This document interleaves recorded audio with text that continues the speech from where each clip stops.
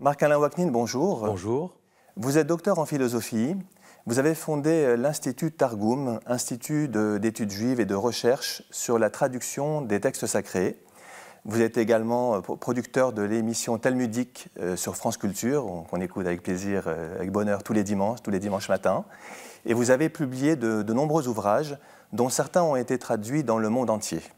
Alors avec vous, aujourd'hui, nous allons parler d'une fête peut-être la plus étrange du calendrier hébraïque. Il s'agit de la fête de Sukkot, qu'on traduit en général un peu facilement par la fête des cabanes ou des huttes. Et je voudrais qu'on commence d'abord, Marc-Alain Waknin, par revenir au terme biblique de Sukkot, pour que vous nous disiez qu'est-ce que signifie exactement ce terme de Sukkot qui donne le nom à cette fête. Alors, c'est vrai qu'on traduit généralement Sukkot par cabane au pluriel. Il est intéressant de remarquer que le terme n'apparaît jamais, ou rarement en tout cas, en ce qui concerne cette fête, au singulier. Le mot Souka n'apparaît pas, c'est le mot Sukkot. Et j'aime toujours, pour comprendre un terme et un concept de la tradition juive, revenir à cette règle méthodologique qui est la règle de la première occurrence. C'est-à-dire, on prend la racine et on cherche là où elle apparaît pour la première fois. Et ça réserve souvent des surprises. Et en même temps, comme dit Rabbi Tzadok HaKohen de Lublin, qui est le promoteur de cette règle d'interprétation, ça permet ensuite, à chaque fois qu'on retrouve cette racine, de penser au premier sens qu'elle a eu dans le texte biblique. La concordance nous donne cette référence et on se retrouve dans le chapitre 25 de l'Exode, lors de la construction du tabernacle, au moment du sanctuaire, au moment où il est demandé à Moïse de faire le Aaron HaKodesh, c'est-à-dire l'Arche Sainte, une boîte en bois d'acacia recouvert d'or, dans laquelle il va y avoir les tables de la loi. Au final, il y aura les premières tables cassées, puis les deuxièmes tables, puis un livre de la Torah entier, complètement écrit. Les tables brisées à la suite du péché du veau d'or. Et les tables brisées, exactement, à la suite du péché du veau d'or. Et cette arche sainte était recouverte d'un couvercle qu'on appelle la caporette, mais qui avait cette forme tout à fait intéressante d'être fait, ce couvercle, de kérouvim, c'est-à-dire des chérubins, des anges, qui avaient les ailes déployées de cette forme-là. Et le texte dit « deux anges, l'un d'un côté et l'autre de l'autre côté, qui se regardaient panim el panim, comme nous sommes en train de le faire ici, visage à visage, face à face, et en même temps que le regard était vers l'autre, c'est-à-dire vers l'autre personne, il y avait le regard vers le milieu de cette arche sainte, c'est-à-dire vers la Torah. À la fois regarder l'autre et à la fois regarder la Torah. Et le texte dit « et les ailes de ces anges, de ces kérouvim, de ces chérubins, étaient déployées de telle manière, sochachim, ils recouvraient l'arche sainte. » Et ce mot « sochachim », qui veut dire « recouvrir », Rashi explique, c'est-à-dire devaient lever leurs ailes à 1 mètre au-dessus de l'arche. Il dit « comme c'est le cas dans la souka », c'est-à-dire que l'idée de la souka que nous pratiquons, de cette cabane dans laquelle nous allons habiter pendant 7 jours, est en fait une manière de se mettre sous la protection des ailes des chérubins. Et je crois que c'est quelque chose qui est très important parce que ça nous dit d'emblée que ça recouvre, certes, mais en même temps, il y a quelque chose de très humain, en tout cas, il y a du vivant dans cette couverture, il y a du regard, il y a de la parole, il y a du dialogue, il y a de l'échange. Ça, c'est le sens, une des significations du mot souka. Et donc juste au niveau de la souka, donc le mot souka viendrait du mot socher, sechar. D'ailleurs, sechar, ça désigne la partie la plus importante qui est le toit, oui. qui est végétal. qui est végétale et qui recouvre en fait les personnes qui voilà, se trouvent c'est-à-dire qu'en fait, la soukha que nous pratiquons aujourd'hui, et on verra tout à l'heure qu'elle n'a pas toujours été pratiquée, c'est une petite cabane qui a au moins trois murs qui sont fixes, 2 en tout cas entiers et 1 en partie, et il faut recouvrir cette cabane de branchages et pour se protéger du soleil. Et c'est ce qu'on appelle, cette protection, cette couverture, c'est ce qu'on appelle le scar. Mais la première racine de ce mot scar, comme je viens de le dire, ce sont les chérubins. Et on voit aussi qu'il y a un verset dans le livre des psaumes qui dit « tu m'as recouvert », et on utilise le même verbe « tesukeni », « tu m'as recouvert dans le ventre de ma mère ». Et ça, c'est très important parce que ça veut dire que c'est non seulement une couverture, mais c'est une protection, exactement comme l'enfant qui est dans le ventre de sa mère et qui est protégé par les parois du ventre de la mère. Pourquoi je donne cette citation ? Parce que la tradition a retenu pour dire le nom des parois de cette cabane le mot dofen, qui est le même mot qu'on utilise pour les parois du ventre. Donc il y a véritablement l'idée peut-être que rentrer dans cette cabane, c'est comme rentrer ou être dans le ventre de sa mère, et puis en sortir, c'est une façon de naître, c'est une renaissance, une naissance et une renaissance. Voilà pour le sens du mot srar ou du mot soukha. Alors, l'idée de protection, on la retrouve également dans l'origine de la fête, puisqu'on nous parle Alors, il y a une discussion dans le Talmud.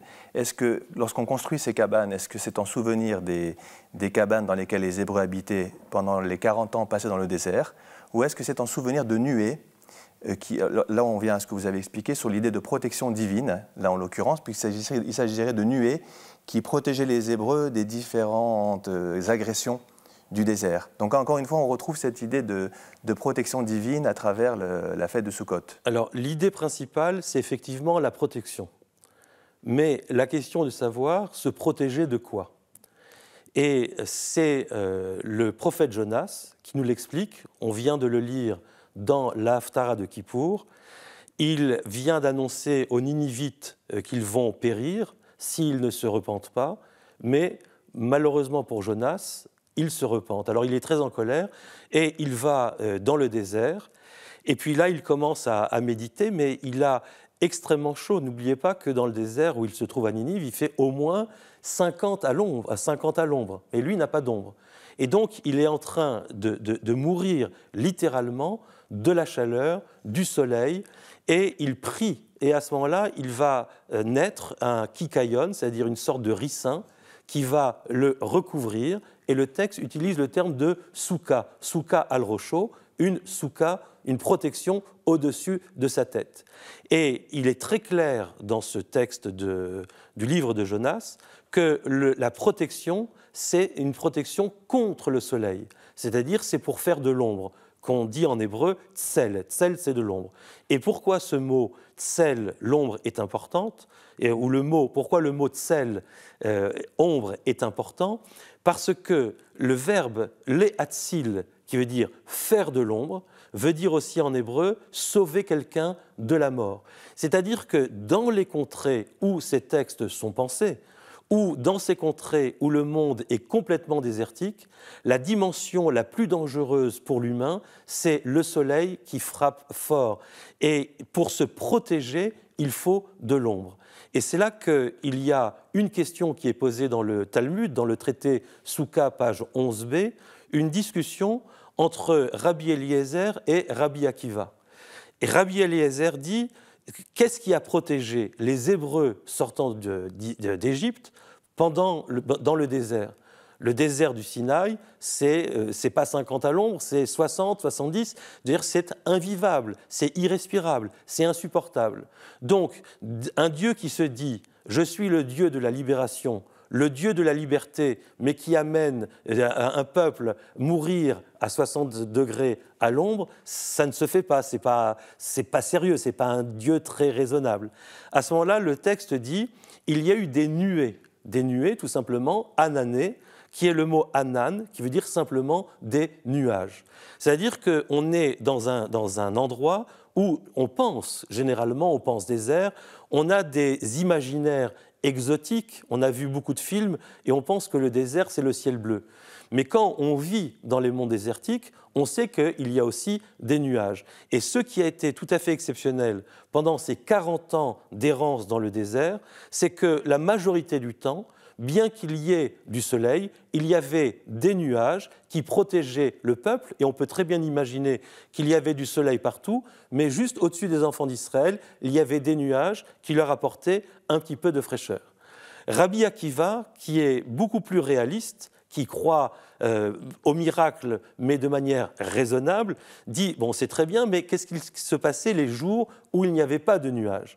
Et donc, il dit, les enfants d'Israël se sont construits des huttes dans le désert, non pas des tentes, parce que je pense que la tente, c'était trop chaud, mais des huttes avec des branchages qui leur permettaient justement d'être en permanence à l'ombre. Et ils ont été sauvés pendant les 40 ans dans le désert, ils ont été sauvés grâce à l'ombre. C'est ça la notion de, je dirais, de sauvetage. Et même, par exemple, quand on dit le jardin d'Éden, le mot jardin, gan, ça veut dire la protection. Le hagen, c'est protéger. Et les maîtres disent, mais un jardin, ça protège de quoi? Le jardin protège essentiellement du soleil, donc c'est de l'ombre. D'ailleurs, c'est tellement vrai ce que vous dites par rapport à l'ombre, qu'il y a dans les lois de la Souka, il y a une loi qui veut qu'il y ait plus d'ombre que de soleil. Donc ça rejoint ce que vous dites, c'est-à-dire que si la Souka est trop claire, elle n'est pas valable. Elle n'est pas valable parce qu'elle ne fait pas sa fonction qui était sa fonction historique. Mais est-ce que vous ne pensez pas que cette discussion entre Rabbi Akiva et Rabbi Eliezer sur la question de savoir si c'était des vraies cabanes ou c'est les nuées que l'on représente, c'est un peu une discussion qui continue d'exister entre la question de savoir dans notre vie, est-ce qu'on attend l'intervention divine ou est-ce que l'on se prend en main soi-même? Je crois qu'il y a aussi... c'est très bien, je vous remercie de cette question parce que je me la suis posée en voyant cette discussion, cette marque-loquette, cette discussion entre les maîtres, et j'ai eu véritablement l'impression que l'enjeu de cette discussion, c'est celle que vous venez de dire, à savoir que est-ce qu'il faut attendre le miracle et être protégé par Dieu, ou, comme dit le proverbe, aide-toi et le ciel t'aidera, c'est-à-dire que si il y a du soleil, fais-toi une cabane et n'attends pas qu'un nuage vienne à passer. Et je pense que c'est une leçon de vie extrêmement importante, parce qu'on peut parfois être enclin à se laisser porté par l'idée que Dieu va nous sauver. Et on est sauvé quand on essaye de se sauver soi-même.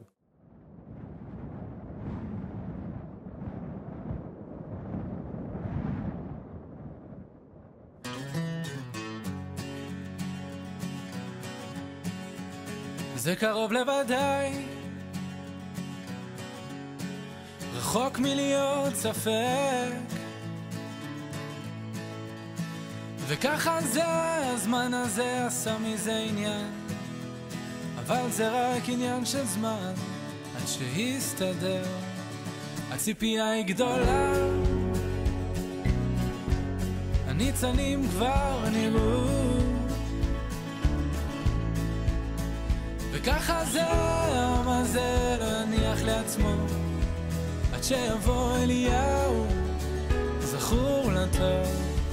ואיכשהו בסוף יהיה רק טוב, הנה מוכנים העננים לשוב לשטוף הכל איכשהו בסבך, נגלה לי שביל שלום והוא משך אותי חצי בעל כורחי, מציל אותי כל יום. הציפייה היא גדולה, השלכות גם כן,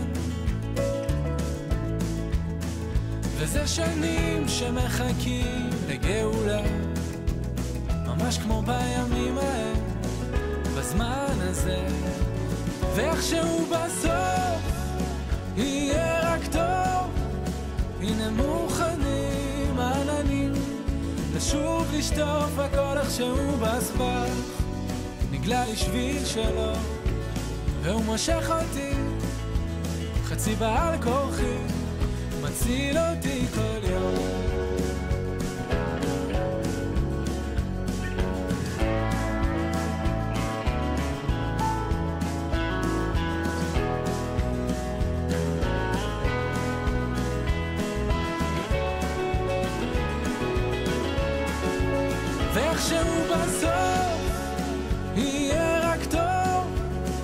הנה מוכנים העננים לשוב לשטוף הכל איכשהו בסבך נגלה לי שביל שלו והוא מושך אותי חצי בעל כורחי איכשהו בסוף יהיה רק טוב הנה מוכנים העננים לשוב לשטוף הכל איכשהו בסבך נגלה לי שביל שלו והוא מושך אותי חצי בעל כורחי מציל אותי כל יום. Le nom Souka, Oui. donc chaque lettre en hébreu a ce qu'on appelle une guématria, une valeur numérique. Et les maîtres de la Kabbale, la mystique juive, expliquent que le nom Souka, le mot Souka, a une valeur numérique qui est équivalente à deux noms de Dieu très différents. Les noms de Dieu expriment en fait souvent non pas ce que Dieu est, mais la volonté divine ou la manière d'agir de Dieu, le comportement de Dieu. Donc il y a un nom qui renvoie à la transcendance de Dieu, ce Dieu qui nous dépasse totalement, infini, et un autre nom qui renvoie au Dieu immanent, donc un Dieu qui s'intéresse, qui se soucie du monde qu'il a créé. Pouvez-vous développer cette idée ? Oui, c'est une idée vraiment très importante qu'on trouve dans la Kabbale. Alors, le mot Souka, qui s'écrit en hébreu Samer Vav Kaf He, peut se décomposer en deux morceaux différents. Je peux lire Kaf Vav et Samer He. Kaf Vav, selon la valeur numérique, c'est égal à 26. Et Samer He, c'est égal à 65. 26, c'est la valeur numérique du tétragramme Yod et Vav E, du nom ineffable, du Dieu transcendant que on ne peut pas atteindre. Alors que ce nom qu'on ne prononce pas, ce nom qu'on appelle justement le nom ineffable, qu'on ne peut pas dire, il a pourtant un écrin sonore. C'est-à-dire qu'il a une manière d'être prononcé qui est le nom Adonai, Aleph, Dalet, Nun, Yud. Et ce nom Adonai, mon maître, mon qui Seigneur. veut dire mon Seigneur, ce nom a la valeur numérique de 65. Mais en même temps, ça veut dire aussi, c'est mon Seigneur, mais c'est à la forme de l'état construit, ce sont les poteaux du temple, Adné à Kodesh. Ce sont des poteaux, des socles sur lesquels repose le monde. Et ce qui est intéressant dans cette façon de voir, c'est un jeu, c'est une exégèse kabbaliste, c'est de dire que lorsque l'on rentre à l'intérieur de la soukha, on rentre à la fois dans un lieu où on peut sentir quelque chose de la transcendance, du tétragramme, mais ce tétragramme, si on veut réellement le sentir, il faut lui donner un lieu d'accueil. Et ce lieu d'accueil, c'est l'autre nom qui s'appelle Adonai. Et pourquoi cet autre nom que j'ai appelé l'écrin sonore est intéressant ? Parce que sa valeur numérique, 65, écrit le mot « as », qui est un impératif, qui veut dire « faites silence ». Et donc on a un nom qui est imprononçable, et un nom qui est prononçable, mais qui veut dire « faites silence ». Et j'aime toujours rappeler ce mot « as » qui veut dire « faites silence », parce que quand il est rencontré dans le livre des Nombres, quand Kalev veut faire taire les explorateurs qui se révoltent contre Moïse, il dit « Vayaas » et il les fit taire. Et là, dans le commentaire de Rashi traduit « Vayaas » par le mot « chute », c'est-à-dire « silence », et dans le dictionnaire historique de la langue française de Alain Rey, il est écrit au mot « chute », plus ancienne occurrence de ce mot dans les glosses de Rashi. Alors, j'aime bien, si vous voulez, le fait que quand on entre dans la soukha, on peut parler de ces deux noms, on peut parler de ce mot, de cet écrin sonore qui veut dire faire silence, et puis on peut évoquer cette glosse de Rashi qui me semble toujours très, très réjouissante. Alors, entrer dans la soukha, vous avez parlé de la protection du soleil, mais en fait, aujourd'hui, quand on vit la fête de Sukkot, on la vit dans une période, une saison où il n'y a pas de soleil, c'est l'automne. Et donc, la question se pose d'ailleurs de savoir qu'est-ce que vient faire cette fête en automne, alors qu'elle aurait dû être située après la fête de Pâques, la fête de Pessah, puisqu'il y a l'Exode, c'est le printemps, et puis après l'Exode, les Hébreux vivent dans le désert. Donc il y a une question intéressante, c'est de savoir comment la chronologie de cette fête, en fait. Qu'est-ce qu'elle vient faire à une époque où elle ne devrait pas figurer. Alors, je pense qu'il y a, et vous avez évoqué tout à l'heure, cette idée aussi du partage. C'est-à-dire que quand on rentre dans une soukha, on vit ensemble dans une soukha, donc on partage un vivre ensemble. Et le fait que ça vienne après la sortie d'Égypte, c'est intéressant parce qu'en Égypte, les esclaves ne se soucient pas tellement, quand on est esclave, quand on est dans une situation de détresse, on ne se soucie pas tellement de l'autre. Et là, on a cette fête de Soukhot, justement, qui renvoie un petit peu à cette idée du souci de mon prochain. Est-ce qu'on peut un peu développer cette idée du partage, du vivre ensemble dans la soukha, qui me semble quelque chose de très important? Oui, je vais y venir, mais je voulais signaler, parce que ça m'a semblé extrêmement intéressant et questionnant, le fait que dans le livre de Néhémia, il est dit que Ezra et Néhémia donc reviennent avec les exilés de Babylonie. Les Judéens ont été exilés en moins 586 par Nabuchodonosor. Ils sont exilés pendant 70 ans à Babylone et ils reviennent.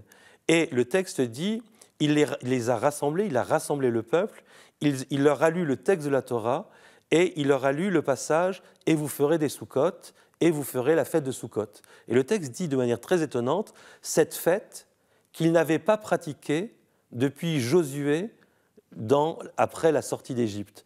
Donc on a l'impression que cette fête que nous faisons, qui a l'air d'être une fête qui a été pratiquée de tout temps, est quelque chose qui est complètement nouveau, complètement construit, si vous voulez. Alors quel est le but de cette construction ? Le but de cette construction, c'est justement peut-être, d'un point de vue philosophique, d'un point de vue sociologique, c'est l'idée de l'hospitalité et l'idée de l'accueil. Pour pouvoir construire un peuple, pour pouvoir exister en société, il faut que des choses fassent société. Il fallait presque obliger, d'une certaine manière, à inviter l'autre.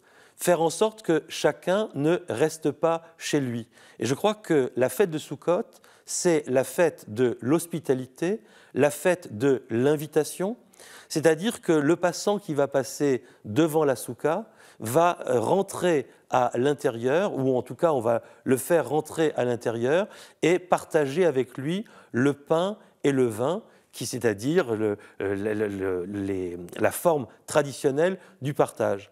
Et il faut se représenter, par exemple en Israël, il faut se représenter des soukhot qui ne sont pas dans des cours ou des jardins privatifs, c'est vraiment dans la rue. Donc le tout venant peut pénétrer dans la soukha. Alors en Israël, la fête de Soukhot est extraordinaire, à Jérusalem en particulier, parce qu'il y a des soukhot partout. Et c'est véritablement un moment d'ouverture. On sort de la maison vers l'extérieur. Mais ce n'est pas pour être à l'extérieur, c'est pour que les personnes qui sont à l'extérieur puissent partager et être invitées. Parce qu'il est une tradition très importante de mettre tout autour de la soukha le nom de différents patriarches ou personnes de la tradition, et ça s'appelle les ushpizin. Ça veut dire en fait les invités ou ceux qui invitent, et d'ailleurs c'est un terme araméen qui est très proche du mot hospes, qui a donné hospitalité, donc c'est véritablement la fête de l'hospitalité. On va juste rappeler d'ailleurs les invités, il y a 7 jours, comme vous l'avez, la fête dure 7 jours. Oui. Donc en fait il y a les 3 patriarches, donc chaque jour, le premier jour c'est Abraham, ensuite on a Isaac, Jacob, ensuite on passe à Moïse, Moshe Rabbeinu, son frère aîné, le grand prêtre Aaron, et on termine avec les 2 derniers, Joseph et le roi David, le 2e roi d'Israël. Ce sont ce qu'on appelle les 7 ushpizin, les 7 invités. Alors c'est très important de commencer par Abraham, parce qu'en fait c'est le maître de l'invitation. Il se mettait à la porte de sa tente pour voir le passant qui était sur le chemin. Et ça, je trouve que c'est un très joli moment, parce que le mot chemin en hébreu se dit orach. Et ce mot chemin, où quand on est capable de prendre la personne qui est sur le chemin et de le faire rentrer pour lui offrir l'hospitalité, de la fraîcheur et de la nourriture, il devient le oréach. Ça veut dire le passant, mais celui qui est invité. C'est le même mot avec des voyelles différentes. C'est exactement. Vocalisées différemment. Voilà. Oréach, c'est le chemin, et oréach, c'est l'invité. C'est le même mot avec des voyelles différentes. Tout à fait. Mais on peut aller un peu plus loin dans le jeu de mots, si vous voulez, parce que là, ce n'est pas un jeu de mots, c'est l'étymologie, mais on peut couper le mot oréach en deux, et ça donne le mot or vereach, c'est-à-dire la lumière et le parfum. Un invité, c'est quelqu'un qui vous amène toujours une nouvelle lumière et un nouveau parfum. Parce que c'est pas vous qui faites plaisir à l'invité, c'est l'invité qui vous fait plaisir. Un invité apporte avec lui sa personnalité, apporte une fraîcheur, quelque chose de nouveau. D'ailleurs, on le sait, quand on invite des personnes, les personnes sont honorées, mais aussi pour nous, c'est un grand plaisir de recevoir cet air frais qui vient d'ailleurs. Et d'ailleurs, les sept invités que j'ai cités, Abraham, Isaac, ont chacun aussi leur personnalité et ont apporté au monde une vertu, une qualité particulière. Donc, comme exactement ce que vous dites sur les invités qui amènent ce qu'ils sont avec eux et dont on s'enrichit finalement. Exactement. Et je pense que c'est pour ça que la première occurrence que nous avons citée au début de l'émission, sur ces chérubins qui sont le prototype, dit le Midrash, de toutes les relations possibles. C'est des chérubins qui ont des visages, mais qui prennent tous les sens possibles. C'est-à-dire qu'on dit c'est le père et le fils, c'est le père et la fille, c'est la mère et le fils ou la mère et la fille, c'est l'homme et sa femme, c'est le disciple avec son maître. Ça veut dire en fait toutes les relations possibles qui nous enrichissent. Et je pense que c'est là où on avance un peu plus dans notre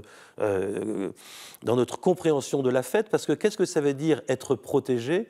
Ça veut dire en fait avancer, devenir nouveau, se construire. Comme je disais aussi, on rentre ou on sort, c'est comme le ventre de la mère. C'est-à-dire quelque chose comme une naissance. Et c'est ça, être protégé. Et j'aime beaucoup une tradition qui existe chez les juifs ashkénazes et en particulier alsaciens, qui mettent, quand vous rentrez dans une soukha alsacienne, vous voyez au plafond. Alors ça, il faut dire un mot de la décoration de la soukha. Et dans la tradition de la soukha alsacienne, sur le centre de cette décoration, il y a un oignon rouge avec des plumes de coq. Alors vous vous demandez toujours, mais qu'est-ce que veut dire un oignon avec des plumes de coq ? La première fois que je suis rentré dans une soukha de ce type, je me suis dit, tiens, mais c'est un nouveau modèle de décoration. Non, pas de décoration, de ventilateur. Mais alors je demandais à mon hôte, mais qu'est-ce que c'est que cet oignon avec ses plumes de coq ? Alors il m'a dit, c'est un jeu de mots. Parce qu'il est dit « Betzel kenafecha tatztirenu », c'est-à-dire « à l'ombre de tes ailes, tu vas nous protéger ». Et en hébreu, le mot « betzel », qui veut dire « à l'ombre », peut se lire « batsal », qui veut dire « un oignon ». Et comme c'est marqué « à l'ombre de tes ailes », donc il y a le mot « kanaf » qui est la plume, il y a donc un jeu de mots de mettre cette plume dans cet oignon. Pourquoi je dis ça ? Parce que ça semble très bizarre, mais c'est la dimension créative, inventive de l'exégèse talmudique, juive en général, et qui est une manière de pratiquer l'étude, qui est un moment fort de ce moment dans la soukha. Sukkot, fête des cabanes, ou des tabernacles, est l'une des 3 fêtes de pèlerinage prescrites par la Torah. À Sukkot, on célèbre dans la joie l'assistance divine reçue par les enfants d'Israël lors de l'exode d'Égypte. La fête commence le 15 Tishri du calendrier hébraïque, ce qui correspond selon les années au mois de septembre ou d'octobre du calendrier grégorien. Il y a une prescription pour les Juifs de résider dans une soukha, une cabane, pendant des jours, 7 jours, en souvenir des tentes dans lesquelles les enfants d'Israël résidèrent lors de leur sortie d'Égypte. La soukha, sorte de hutte, souvent décorée, est un lieu de résidence temporaire construit pour la fête.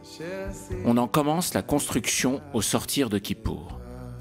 La prescription de résider dans la soukha signifie qu'il faut y demeurer comme dans une maison et y réaliser ses occupations habituelles, bien que ce soit le début de la saison froide. Il est de coutume de convier famille, amis, voisins à partager les repas dans sa soukha. Les Juifs quittent pendant 7 jours leur maison habituelle et leurs biens matériels pour une soukha fragile afin de se rapprocher de l'étreinte de Dieu. À Sukkot, il y a aussi une prescription de se procurer les 4 espèces végétales. Un cédra, une palme de dattier, des branches de myrte et des branches de saule de rivière. La tradition rabbinique a interprété ceci comme une injonction à réaliser des processions en transportant ces espèces, à l'époque vers le temple de Jérusalem et aujourd'hui vers les synagogues. Sukkot célèbre également la récolte qui marque la fin du cycle agricole annuel. C'était l'une des plus grandes occasions de rassemblement populaire, comme la cérémonie du Hakel, au cours de laquelle le peuple entier, hommes, femmes et enfants, était rassemblé pour entendre la Torah.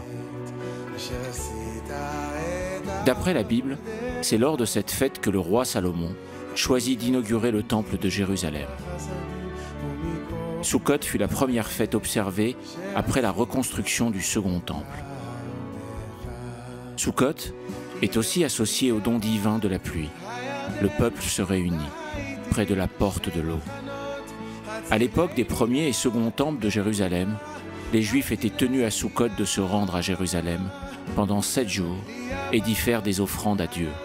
C'est la raison pour laquelle à Sukkot, de nombreux Juifs se rendent encore de nos jours en pèlerinage au mur occidental.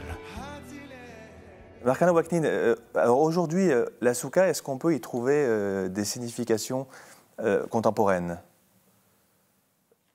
De toute façon, on peut toujours trouver des significations contemporaines, c'est après de choisir, mais moi, ce qu'il m'a semblé dans cette Souka, c'est une fête de la nature.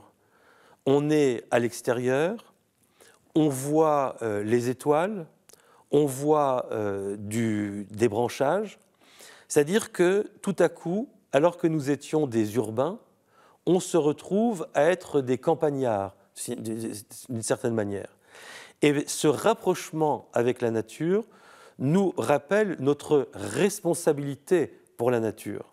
En un moment de danger pour la nature aujourd'hui, dans la crise écologique importante dans laquelle nous nous trouvons, je crois que la Souka, qui, avec cette notion de Dieu ineffable, de cette notion de Dieu invisible, nous invite à réfléchir sur notre responsabilité pour la nature. Et cette idée de responsabilité pour la nature, qu'est-ce que ça veut dire exactement? Lévinas dit « L'homme est un être pour l'au-delà de ma mort, l'au-delà de la mort ». Ça veut dire quoi? Ça veut dire que penser à soi, c'est penser pour ceux qui seront après nous. Et je pense que la fête de Sukkot, c'est une fête profondément écologique qui nous rappelle à cette éthique de la nature. Alors, comment elle se pratique, cette éthique de la nature? Elle se pratique de la manière suivante, dans le fait qu'on pourrait faire plein de choses. On peut acheter des grosses voitures, on peut détruire la planète, mais il y a un thème dans la Kabbale qui s'appelle le Tzimtzum. Tu peux, mais tu peux être encore plus fort que ta force, dit Manitou. C'est de restreindre ce que tu peux. Ça veut dire le fait de se contracter, de se modérer là où on pourrait être. La Souka, le fait de sortir de chez soi, avec tout le confort qu'on a chez soi, d'aller dans un lieu éphémère, oui, fragile, oui, c'est précisément se pénétrer de cette idée. Exactement. Et en plus, d'un point de vue symbolique, le fait qu'on est dans un espace grandiose qui pourrait être le monde et la nature, de se restreindre à un petit espace qui est la Souka, pour les kabbalistes, en tout cas pour Rabbi Nachman de Bratslav, c'est le fait d'être dans le tzimtzum. Ça veut dire qu'on se restreint. Et ça correspond à cette phrase des Pirkei Avot qui dit « Ezeu gibor hakovesh et yitzro » quel est l'homme fort? Celui qui arrive à limiter sa puissance. Ce que Manitou disait, être fort, c'est être plus fort que sa force. Et je crois qu'il y a là quelque chose véritablement d'une méditation sur un principe de modération qui est un principe de responsabilité pour les générations qui viendront après. Alors, donc on a beaucoup parlé de la nature avec la Souka. Il y a un autre rite à Sukkot qui met en jeu la nature et 4 espèces végétales qu'on appelle les arba minimes. Alors ça aussi, c'est très curieux pour les personnes qui observent ce rite-là. On a des juifs dans la synagogue avec un bouquet avec 4 espèces végétales. Vous allez nous les citer dans quelques instants. Et puis on agite ce bouquet dans différentes directions.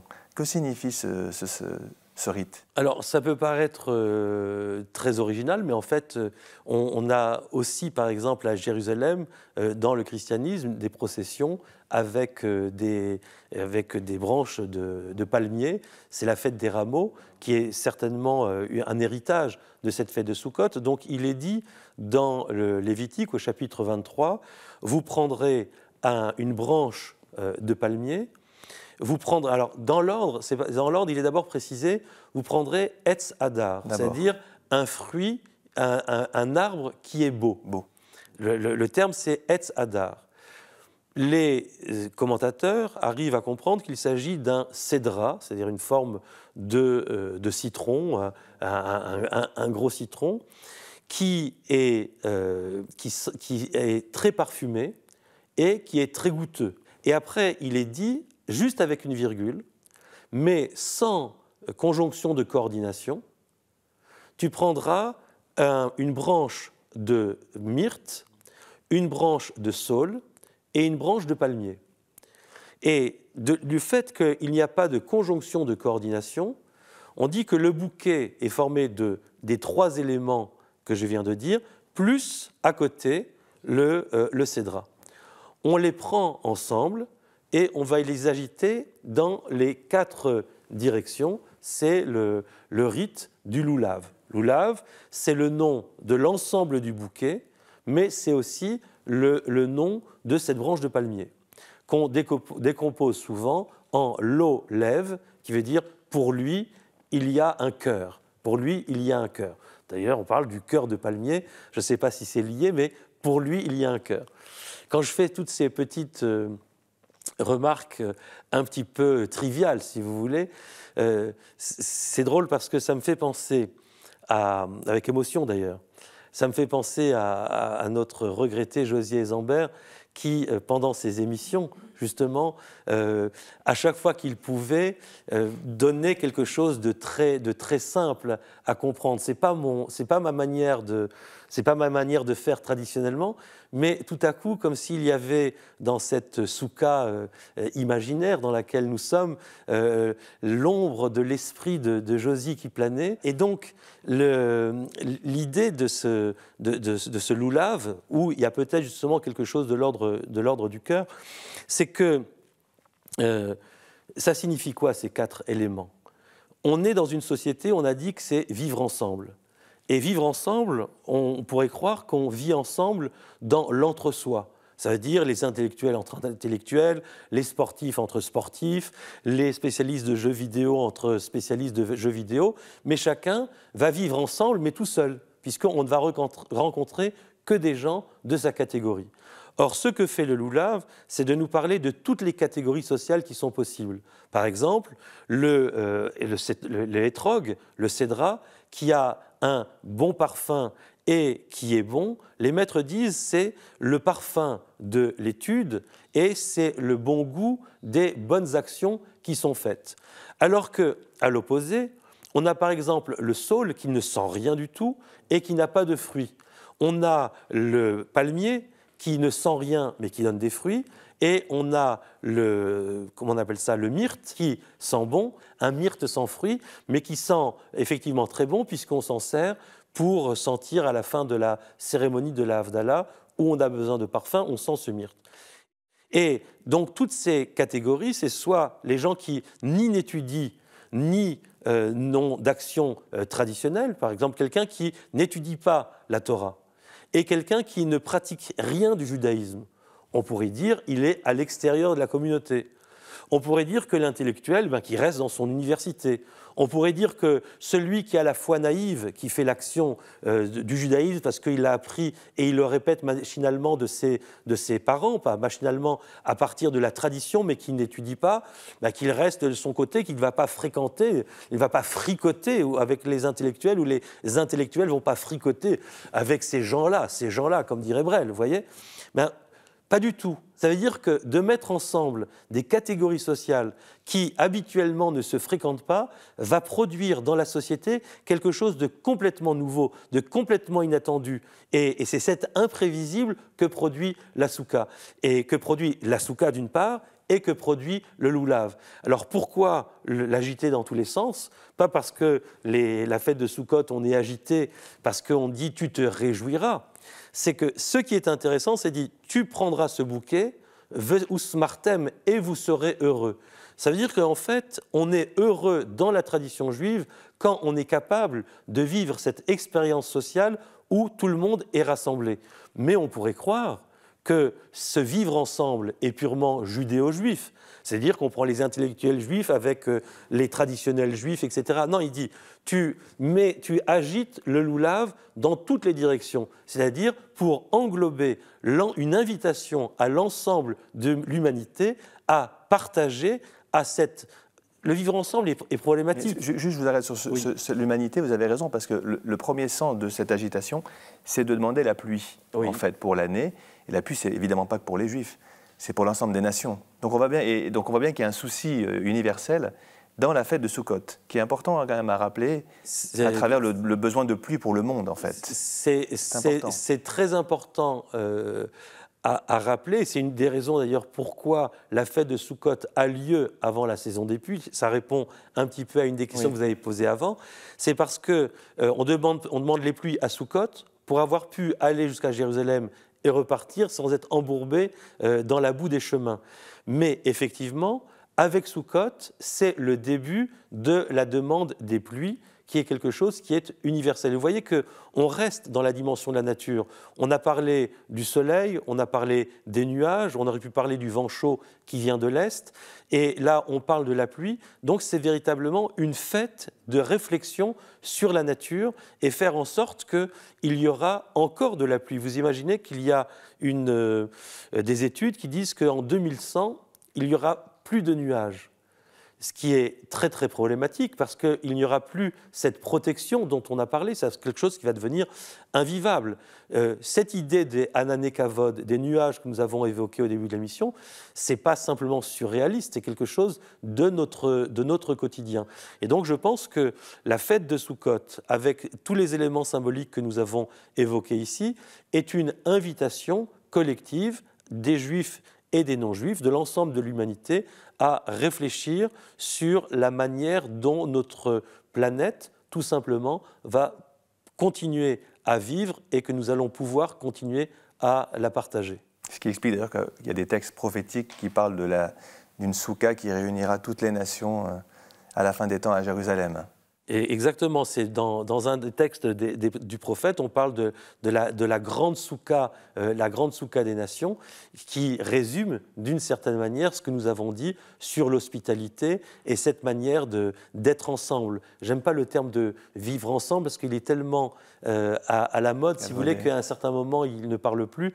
Comme dit le prophète Ézéchiel, jusqu'à quand vous allez proverbiser ?